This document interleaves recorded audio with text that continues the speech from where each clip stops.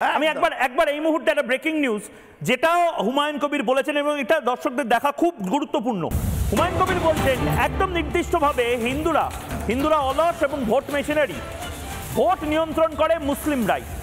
হুমায়ুন কবির অত্যন্ত বড় একটা বিতর্কের জন্ম দিয়েছেন। ঘুগনি মুড়ি খেয়ে মুসলিমরা ভোট করে সারাদিন থাকে, বিস্ফোরক দাবি করেছেন হুমায়ুন কবির রিপাবলিক বাংলার এই সাক্ষাৎকারে। শুনবো কি বলেছেন। সকাল 6টা থেকে বুথে থাকে মুসলিমরা।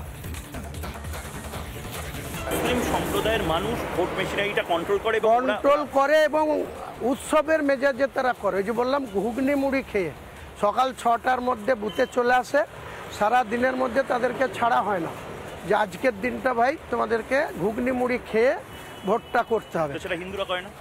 ওরা বললাম তো, তাদের ঢিলেমি অলসতা, তারা মাছ ভাত খেয়ে আরাম করবে, 2 ঘন্টা আরাম করে পরে 4টের সময় এসে খোঁজ নেবে। তৃণমূলের হিন্দুরা কি আলাদা করে আপনি বোঝান না এদের যে ভাই সারাদিন ধরে করতে হবে? তাদের তো এটা করেই তারা কোনো আরো বেশি খুব আরামদায়কভাবে নেতৃত্ব পেয়ে যায়।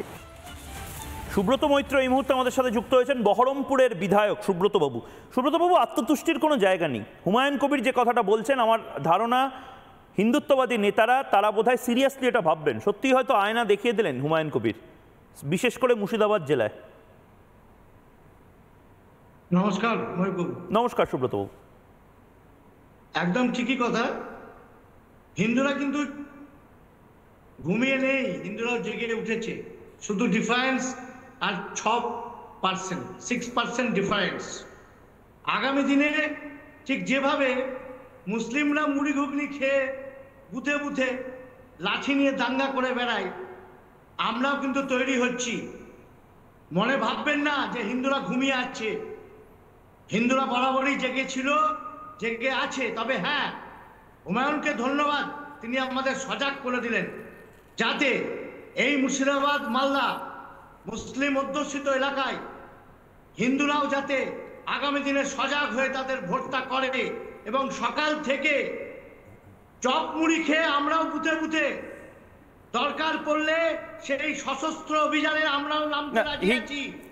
না, হিংসাত্মক কোনো কথাবার্তা প্লিজ বলবেন না। আমরা দায়িত্বশীল সংবাদ মাধ্যম হিসাবে এটাকে এন্টারটেইন করতে পারছি না, আমি এটা বাদ দিচ্ছি।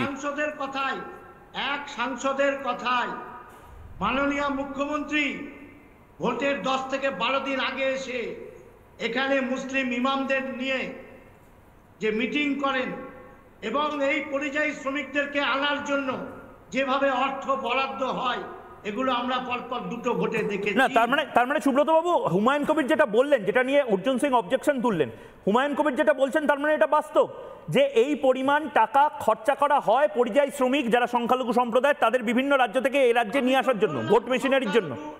আমি তো বললাম সংখ্যালঘু সম্প্রদায়কে সংগঠিত করার জন্য মাননীয় মুখ্যমন্ত্রী 10 থেকে 15 দিন আগে এসে এই মুর্শিদাবাদ মালদায় 3 দিন ঘাঁটি গেড়ে এক সাংসদকে সাথে করে নিয়ে বিভিন্ন মৌলবী ইমামদের ডেকে পরিষ্কার করে বলে দেন যে আপনাদের এটা ধর্মযুদ্ধ। যদি আপনারা ভোট বিভাজন করেন তাহলে হিন্দুদের ভোটে বিজেপি জিতে যাবে, আপনাদেরকে বিজেপি এদেশ ছাড়া করবে।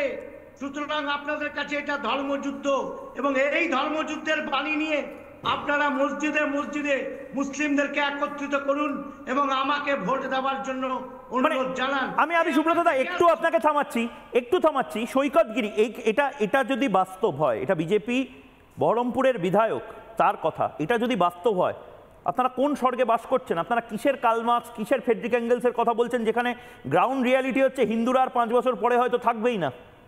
দেখুন, পরিযায়ী শ্রমিকরা যখন লকডাউনে বাড়ি ফিরতে পারছিল না, তখন এই হুমায়ুন কবির সুব্রত বাবুদের খুঁজে পাওয়া যায়নি। এই হিংসার বার্তা মুর্শিদাবাদ জেলায় এই সুব্রত বাবুরা হুমায়ুন কবিরের হাতে হাত মিলিয়ে করছেন।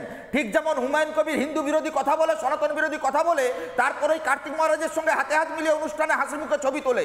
আসলে এই 2 দলের নেতারা তারা মুর্শিদাবাদে হিংসার রাজনীতি করছেন, কারণ এরা জানেন হিন্দু মুসলমান ছাড়া মুর্শিদাবাদে এরা ভোট ব্যাংকের কোনো রাজনীতি করতে পারবেন না। হুমায়ুন কবিরই বিজেপির সবচাইতে বড় দালাল। ওই জেলাতে বিজেপির 19 সালে এই সুব্রত মৈত্ররা টিকিট পায় না, অথচ হুমায়ুন কবিররা লোকসভায় টিকিট পেয়েছিল। এমন গুরুত্বপূর্ণ হুমায়ুন কবির নেতা ছিলেন। গোটা দেশে বিজেপি যেখানে সংখ্যালঘু একজনকে প্রার্থী করেনি, সেখানে 2 জন মুর্শিদাবাদ জেলা থেকে ক্যান্ডিডেট হয়েছিলেন যারা সংখ্যালঘু মানুষ ছিলেন, বিজেপি টিকিট দিয়েছিল। এই রাজ্যে তৃণমূলের মধ্যে বিজেপির দালালরা বসে রয়েছে, আরএসএস এর 2টো টিম। উত্তর কলকাতায় তৃণমূলের এক মুখপত্র বলেছিল, আপনার মনে থাকার কথা ময়ূকদা, যে উত্তর কলকাতায় বিজেপির 2টো ক্যান্ডিডেট, একটা অফিসিয়াল বিজেপি আর একটা তৃণমূলের প্রার্থী। তোমরা কোথায়? তোমরা এর মাঝে তোমরা কোথায়? আমি তোমরা কোথায়? একদম আমরা একদমই পরিযায়ী শ্রমিকদের ভোট কিনতে যাওয়ার জন্য, সশস্ত্র হিংসার কথা বলার জন্য এখন সবাই হেলিকপ্টার ওড়াতে পারে, দুবাই থেকে ভোটার আনতে পারে, কেরালা থেকে ভোটার আনতে পারে, কিন্তু পরিযায়ী শ্রমিকদের লকডাউনে বাড়ি ফেরার জন্য এই কমিউনিস্টরা ছিল, এই বামপন্থীরা ছিল। অর্জুনদা বললেন না একটু আগে যে ব্যারাকপুর সাব ডিভিশন গোটা রাজ্য জুড়ে আমরা নাকি নো ভোট টু বিজেপি করি। একদম করি তো।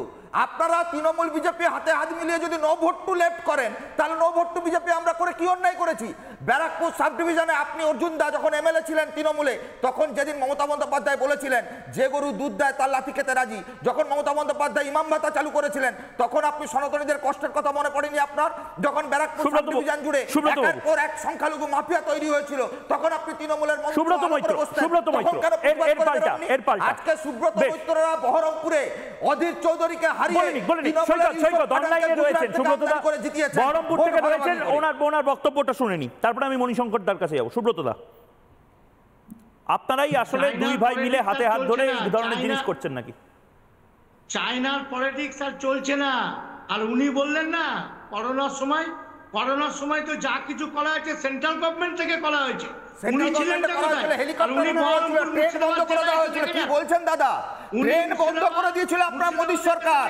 ট্রাম্পের জন্য নমস্তে ট্রাম্প করে গোটা দেশে কোটি কোটি পরিযায়ী শ্রমিকদের ট্রেন আইলে মৃত্যু মিছিল দেখিয়েছিল আপনার সরকার। মুর্শিদাবাদ জেলায় পরিযায়ী হিন্দু শ্রমিক ও মুসলমান শ্রমিক কারোর কাছে একজনকে খুঁজে পাওয়া যায়নি আপনাদের। চায়নার সাম্যবাদ আর পশ্চিমবঙ্গে চলবে না, আপনারা ঘুমিয়ে গেছেন। মুর্শিদাবাদের শুভেন্দু অধিকারীকে নিয়ে গিয়ে কারা তৃণমূলকে এনেছিল? কারা কংগ্রেসকে ভেবে তৃণমূলকে জেলা পরিষদ দিয়েছিল? কারা শুভেন্দু অধিকারী কার বাড়িতে গরুর মাংস খেত? গোটা মুর্শিদাবাদ জুড়ে হিন্দু মানুষদের উপর অত্যাচার কারা বলে রয়েছে? মধ্যে যে হিন্দুরা আছে তখন শুভেন্দু অধিকারী হাতে হাত মিলিয়ে মুর্শিদাবাদে হিন্দুদের উপর অত্যাচার করতো, তখন আপনারা কিছু করতে পারেননি। এছাড়া আপনাদের আর বেঁচে থাকা কোনো জায়গা নেই। সমস্ত আপনাদের হিন্দুদের বলুন বিজেপিকে ভোট করতে, তবেই তৃণমূল। বড় কথা বলছেন, মানে আপনি বলছেন সুব্রত মৈত্র বড় কথা বললেন। নানা ধরনের কন্টেন্ট দেখার জন্য লাইক করুন, শেয়ার করুন আমাদের ফেসবুক পেজ, সাবস্ক্রাইব করুন আমাদের ইউটিউব চ্যানেল। পাশাপাশি অন্যান্য ব্রেকিং নিউজের জন্য অবশ্যই চোখ রাখুন রিপাবলিক বাংলায়।